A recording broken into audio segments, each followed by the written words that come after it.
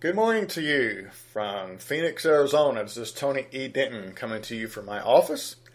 And I want to talk with you about 1 Peter chapter 1, verses 3 through 13 today.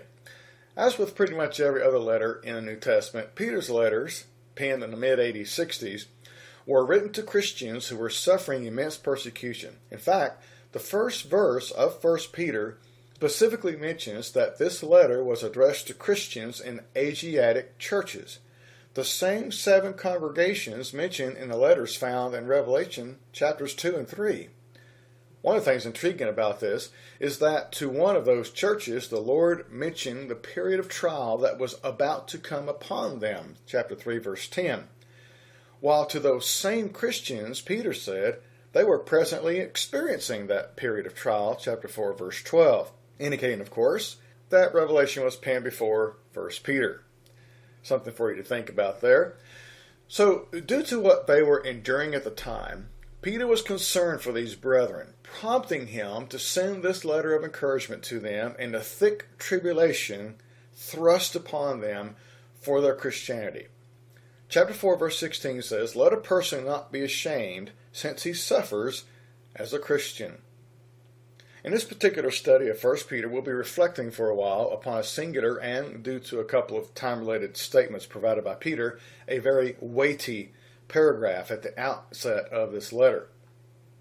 Let's begin with verse 3, and as I read the verses, I'm going to have them paraphrased a little bit based on the study I did on this, so you'll be able to follow along and understand why things were stated the way they were. All right, verse 3. "Blessed be the God and Father of our Lord Jesus Christ, who, according to his abundant mercy, has begotten us anew to a living hope through the resurrection of Jesus Christ from the dead." The word hope is found around 150 times in the Bible. It speaks of patient hope, restful hope, good hope, better hope, but it also speaks of vain hope, unrealized hope, lost hope, and so on. One of the saddest ones is found in Proverbs 13, verse 12, where it starts out by saying, "Hope that's put off, hope deferred, makes the heart sick." Then here in Peter, we encounter the ideal thought of a living hope, a lively versus a sickly hope. I love how Proverbs 13:12 finishes, however. It says, "But once hope is fulfilled, it's a tree of life." There it is, that living, lively hope. See, I believe Peter purposely chose to call the hope of this passage a living hope because, as we'll see as we continue through the context, it was the old deferred hope of salvation that was coming to life in all its glory at that time in the history of God's plan. Why then? Because that's when it was finally reaching its consummation in and through Christ. That promised hope, that promise that they kept receiving from God over 40 generations plus, Peter said, is now a living one. It's no longer being deferred. It is coming to fruition. Besides that, Peter supported this notion by referring his audience to the very fact of their confession. That is, that their Messiah had come, had died and been raised from the dead, indicating that this professed Jesus was the first fruit pledge of their resurrection from the dead as well. So that's verse 3. Let's move on to verses 4 through the first part of verse 6. He says, "To an incorruptible, undefiled, and unfading inheritance reserved in heaven for you, who are being kept under watch by the power of God through faith of salvation, ready to be revealed in the last appointed time, in which you are rejoicing." Firstly, we should more concisely notice the layout of verses 3 through 5, sort of in a diagrammed way, you know, how you should do in high school and college. For here's where we find what Peter was actually saying in a more concise form. He was saying, by means of our faith in God's power, He has brought us, A, into a living hope, B, into an incorruptible inheritance, and C, into a ready-to-be-revealed salvation. Now, are those three things separate from each other? No. For the idea is that each of the three were, and are, equal to one another.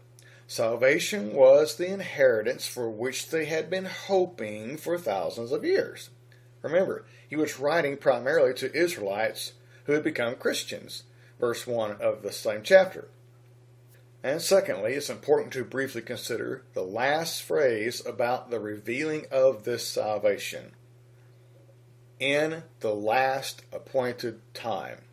Most translations merely say, in the last time. But I have it as, in the last appointed time. Why? Because the Greek word for time here is kairos, K-A-I-R-O-S, which, in contradistinction to chronos, C-H-R-O-N-O-S, refers not merely to time in general, but to a specific stage or phase within a chronos or chronology comprised of multiple events. Now, this is very difficult to picture in your head in an abstract way. You almost have to have a board and a timeline drawn out. So try in your head to picture this now. You got a timeline. And on this timeline, you have, let's say, three fairly lengthy periods, sort of, put apart from each other. Three lengthy periods on this timeline. Consider those three lengthy periods chronos times. Okay? Now, within those three chronos times, picture smaller, maybe 3 per chronos, so there'd be 9 of them.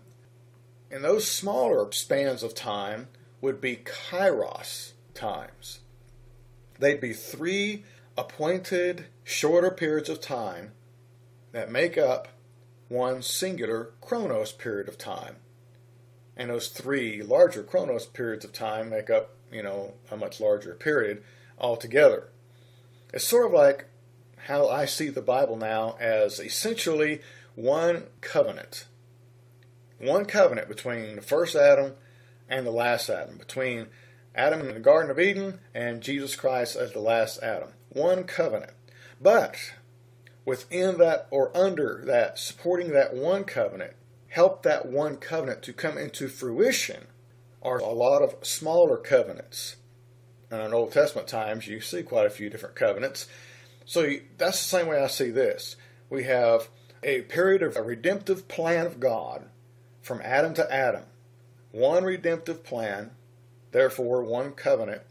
Within the entire time span of that one redemptive time, you have various larger segments of time. You might look at them as covenants in some way if you wish, but let's say there are 3 chronos periods of time between first Adam and second Adam. But under each period of those times, you have a lot of other events that had to transpire to make things work out in the plan of God. So that's the idea here that Peter is picturing for us. Just like Peter did in Acts chapter 3, 19 through 21, where he contrasted chronos and kairos, so he did the same thing in this chapter. And by the way, I have a study on my website, asightforthelord.com, wherein I spend time on Acts 3, 18 through 23. But go to that lesson. Listen to that one, because I spent a little bit more time on the chronos and kairos time business, and it will help you kind of figure this one out too. But the same Peter in both cases now. He does that here too, like he did in Acts chapter 3, where he compares or contrasts kairos and chronos. Here in 1 Peter chapter 1, verse 20, he alluded to several chronos periods of kairos events, referring to their time as being within the last of those chronos periods in the fulfillment of God's redemptive plan. So, again, just real quick, and we'll move on to my next paragraph in my study notes here. I've kind of gotten off track a little bit trying to picture this timeline in your head and my head as well. Is you have, let's say, that the last generation of Israel from the time of Jesus' death until the time they were destroyed at AD 70. Let's say that is one chronos period of time within the larger timeline from the first Adam to the second Adam. Within that 40 year, that one last generation of time of Old Covenant Israel, that chronos period of time, within there were other periods of time called kairos periods. And Peter is saying by the time he wrote in the mid-AD 60s, he was telling them that they were in the last kairos, the last appointed time that would fulfill the last chronos period of time within the entire redemptive plan of God's work. Okay? So I hope that's pictured as well as can be done through speaking. Now, besides kairos, clearly meaning appointed time, we have Peter plainly stating which appointed stage of time within a chronology of stages or events he had in mind. He specifically said the last one. And the Greek word for last is eschatos, the term from which we get the word end in the phrase the end times. In fact, the related word eschatos, the one with the omega instead of the omicron at the end, is found in Mark 5:23, in which it has Jairus saying to Jesus of his daughter that she, depending on the version you're reading, is at the point of or on the verge of death. See, while eschatos seems to be a little more generic, sort of like chronos, whereas eschatos seems to be a little bit more like kairos. It's a little bit more restricted. But both of them have to do with the very end times or end events. So far, we can see that even when the Apostle Peter speaks about the end, he's referring to the end of the redemptive plan of God coming to its fruition and fulfillment. Not talking about the end of time. He's talking about the end of the plan, the fulfillment, the consummation of the plan of God for the redemption of mankind. That's what the Bible is about. It's about redemption from Adam to Adam.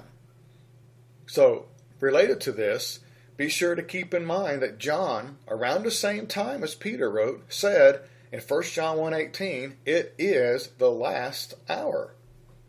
Pretty difficult to get around that simplicity. Around the mid to late 60s, which was just right before Jerusalem was destroyed and all things were fulfilled according to Jesus in Luke 21:22, John said it is the last hour, while Peter said it is the last appointed time. The next significant term is the Greek word hetoimos for our English word ready. In other words, in verse 4 through 6, it talks about salvation being ready to be revealed. The word ready there is from hetoimos. In relation to 1 Peter 1 verse 5, J.H. Thayer, Greek lexicographer, indicated in his definitions that this word talks about something that is at the point of or on the verge of being. Marvin R. Vincent, in his Greek studies, went as far as to say that this term is actually even stronger than merely saying about to be, which of course is what the Greek word melo means, and is often employed in relation to this very same topic in other passages, even by Peter himself in chapter 5 verse 1. So he's using words that are very eminently based in their concepts, okay? Not talking about something that's way off sometime 2,000 years later, but very restricted in time to when he was writing. So because when Peter wrote this, he stated that this salvation was hetoimos, that it was about to be revealed in its appointed time, then it would seem pretty dishonest of me to not take Peter to have been referring to the generation in which he and his audience were then living. A conclusion, by the way, that will in fact be supported when we get near the end of the study. Verses 12 and 13. So now let's move on from the middle of verse 6 through the first part of verse 8. But now for a little while you're being grieved by various trials, For it's necessary, in order that the quality of your faith, which though it's being tested by fire is of much greater value than perishing gold, may be found a cause for praise, glory, and honor at the revelation of Jesus Christ, whom having not seen you love. In the intro, I mentioned that the 7 churches in Revelation chapters 2 and 3 were included in the recipients of Peter's letters. I brought that up to show that in Revelation 3 verse 10, Jesus indicated that their persecution was about to begin, because the word melo is used there, which means about to, while in 1 Peter 4 verse 12, it's indicated that they were currently embroiled in persecution when Peter wrote. Now I mention this again here because chapter 1 verse 6 of 1 Peter supports what I said earlier. Chapter 4 verse 12 speaks of the fiery trial which is present tense trying you, while chapter 1, 6 through 7 speak of their being present tense grieved by various trials. Whereas in Revelation, they were about to start getting into those trials. The other thing of interest in this section of our paragraph study is how Peter spoke of this tribulation as being necessary. Why did he say that? Well, the answer to that question could take up at least one entire lesson all by itself, so we don't have time to delve in depth into that now. Suffice it to say that first-generation Christians, especially Hebrew ones who still had strong ties to the Old Testament mode of existence and its people, had to endure the pain of transitioning from that old stage of temporary glory as they moved into the new stage of eternal glory. Just check out 2 Corinthians chapter 3:18 in its context. And that transition included persecution from their Hebrew brethren who rejected Jesus as Christ. And Jesus predicted all of this, of course. The point is simply that the betrothed bride of Christ was going through her purification process in preparation for her marriage to the Lord. Oh, one more thing about verse 7. The revelation of Jesus Christ here is equivalent to the manifestation of the hope of the everlasting salvation just mentioned by Peter in verse 5. For, as indicated in chapter 9, verse 28 of Hebrews, finished salvation was to be, and it was, brought to mankind with high priest Jesus at his return from out of the most holy place. This implies, of course, that if he still has not returned from out of the most holy place to finish all things, to bring all things to a culmination, then salvation has not yet become a consummated fact, meaning that Jesus, sadly, still has not finished his salvific work, even though people like Paul made statements concerning it being a short work. Once the Messiah came, it'd be a short work. It'd be like a one-generation type thing. But people today are still saying he hasn't returned to fulfill his work. So it's going on for thousands of years. Anyway, moving on now from the middle part of verse 8 through verse 9. You don't see him now, but due to your faith, you're rejoicing with an inexpressible and glorified joy, receiving the goal of the faith, that is, the salvation of souls.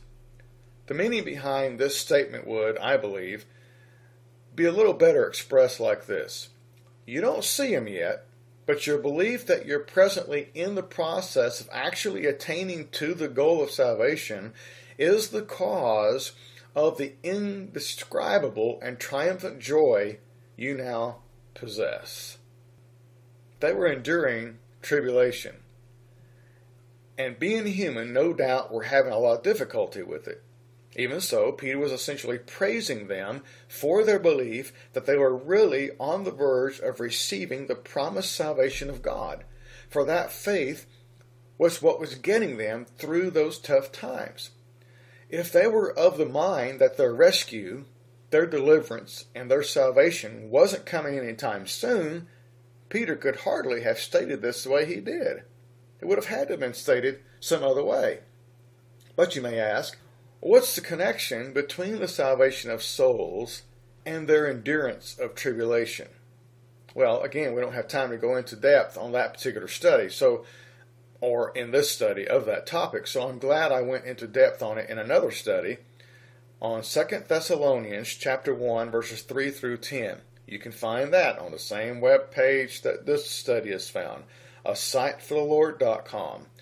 There's a study on 2 Thessalonians 1, 3 through 10, which is very significant in relation to this one, 1 Peter 1, 3 through 13. So I would encourage you to check that one out as well if you haven't already, and make all these connections. Much better than what I can do in one talk here. But what I will say for now is that when Jesus returned from out of the most holy place with salvation per Hebrews 9:28, he, as indicated in Hebrews chapter 10, in fact, destroyed the first spouse of deity, we might say, the old covenant cultus, that was persecuting the newly betrothed spouse of deity. A concept, in fact, Paul wrote about in Galatians chapter 4, 21 through 31. Okay, so once Jesus returned, was salvation complete around the time of Jerusalem's demise, because he was doing away with the old that could not save, bringing in a new that could save. He was thereby destroying the old spouse, and thereby could wed the new spouse. So he, the Lamb, and the church, the bride, were married. They became one, obviously all figurative speech. And from that union, then, they could continue forever thereafter to create children, such as you and me. Well, since it fits so well here, let me go ahead and read a tad of 2 Thessalonians chapter 1, parts of verses 4 through 8. We boast of you in all your persecutions and tribulations, which is manifest evidence of the righteous judgment of God, that you may be counted worthy of the kingdom for which you suffer. It's a righteous thing with God to repay with tribulation those who trouble you, and to give you rest when the Lord Jesus is revealed, to take vengeance on those who don't know God and who don't submit to the gospel. Again, I encourage you, please go check out my study on that particular passage. So, like throughout the book of Hebrews, Jesus' finished work of spiritual salvation came simultaneously with the physical salvation of Christ's bride from her persecutions and persecutors. Two birds, one stone. Okay? 2 Thessalonians chapter 1. Jesus was coming to rescue them from their physical persecutions, but it would come at the same time as finished spiritual salvation. Okay? Fits very well. Two sides of the same coin. Two birds, one stone, all taken care of. It's not that difficult to comprehend. For the judgment, well, judgment in itself, not the judgment, but judgment has always been about separation. Separating the acceptors from the rejectors. Since that's what judgment itself does, that's what the judgment did. It said, you're not my people, but these people are my people. Rejecting the Jews who rejected Christ, and accepting the Jews who did accept Christ as being the saints and those who made up the bride. And that's when salvation occurred. That's when it was fulfilled. It was the salvation they were looking for. And Peter was writing to Christians, some who had probably been Christians for quite a few years by the mid-80s, 60s. Yet he was placing their salvation in the future. Immediate future, but still future. In other words, it wasn't theirs yet. They were about to inherit salvation, just like Hebrews 1:14 says, to those Christians.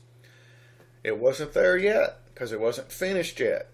But they were about to inherit it. And so he's telling them to hang on. Just hang on a little longer. Stick with it.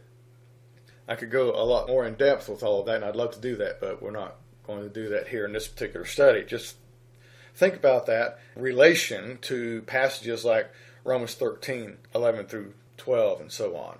Anyway, let's move on now to verses 10 and 11. Concerning this salvation, a diligent inquiry and careful search were performed by the prophets who prophesied about the grace meant for you. They were searching for the specific timing, kairos, or at least characteristics of time, that about which the Spirit of Christ in them was witnessing, related to the sufferings of the coming Christ and the glories to follow.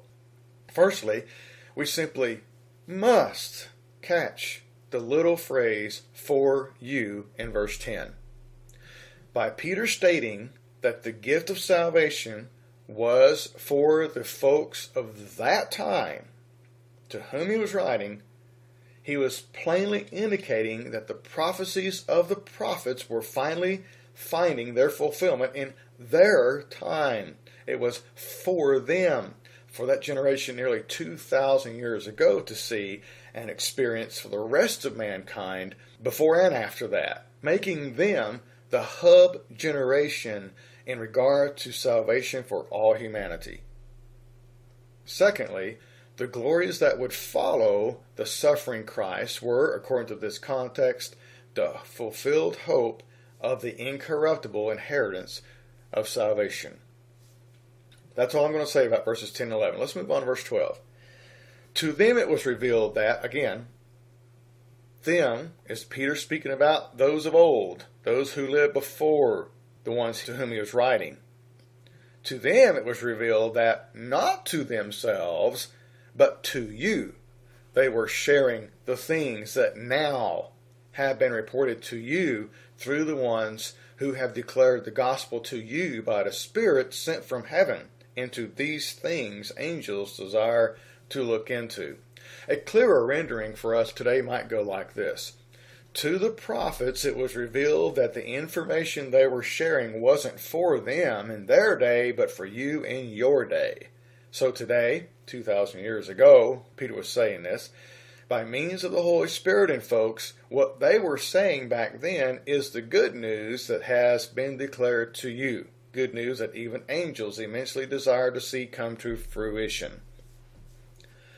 The gospel, the good news of which Peter wrote in verse 12, was, of course, that about which he had been writing throughout this entire context concerning the return of Christ, with the fulfilled hope of the inheritance of everlasting soul salvation. And this led Peter to pen the urgent words of our last verse in today's study, verse 13. So, having braced up the loins of your mind, and being clear-headed, keep your hope set on the grace being brought to you at the revelation of Jesus Christ. Don't you just love the present tense there? He's telling him, hold on, get through all this, brace yourself up, stay clear-headed, keep your hope. Hope? They still have to have hope? Yeah, because it hadn't been accomplished yet. Keep your hope set on the grace being, present tense, brought to you at the revelation of Jesus Christ. Peter had already praised them for their faith that had made their hope a living one in their lives. It was no longer dormant. It had come, their hope had come alive because things were coming to fulfillment. So here he encouraged them to retain that living hope to the fulfillment, to the end, the time when Jesus returned with their rescue from their enemies, as well as consummation, salvation of souls, just like 2 Thessalonians chapter 1. As we conclude, it's important to note more about the timing of when Peter, in this very letter, indicated this return would transpire. In chapter 4, verse 5, Peter wrote that the Lord is ready to judge the living and the dead. That word ready is the imminent word that we talked about earlier, hetoimos. He's ready to judge. That was 2,000 years ago. The word ready is not just this concept of always being prepared, sitting back and always being prepared for whenever God decides to make it happen. That's not the picture here. The hetoimos is on the verge of it actually taking place. And even if we don't want to accept that, Peter himself defined what he meant by ready when he went on in verse 7 and said that the consummation of all things written by the prophets about which he had written in chapter 1, is at hand. a phrase Peter defined himself in verse 17 when he said, "The time has come for the judgment to begin." What will be the end of those who don't obey the gospel? Again, reminiscent of what we read by Paul in 2 Thessalonians chapter 1 and verse 8. It all fits together so beautifully. Well, that's it for this study. I encourage you to look at the others, especially those like 2 Thessalonians 1 that will help even support what I've said about this one. Great stuff. Thank you for your time and for listening.